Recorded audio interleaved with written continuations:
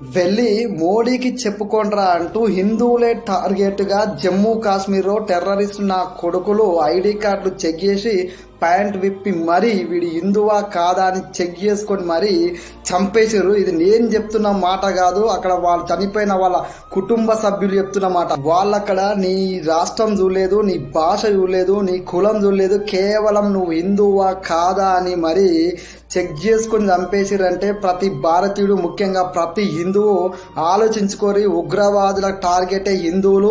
హిందువుల మీద పాకిస్తాన్ నా కొడుకులకు ఎలాంటి ద్వేషం ఉందనేది ఇక ఈ టెర్రరిస్టులు 29 మందిని చంపేస్తే మనం అర్థం చేసుకోవచ్చు. ప్రతి భారతీయుడు ఎదురు చూస్తుండు. మోడీకి చెప్పుకోండి అని చెప్పారు కదా, మరి మోడీ ఎలాంటి రివెంజ్ తీర్చుకుంటాడు? పాకిస్తాన్ నా కొడుకులకి ఉచ్చ పోల్చుకునేలాంటి రివెంజ్ తీర్చుకోవాలని భారతీయుడు ఎదురు చూస్తుండో ఇది అర్థం చేసుకోవాలి. ఖచ్చితంగా రివెంజ్ ఉండాలి. రివెంజ్ తీర్చుకుంటేనే మనం ఆ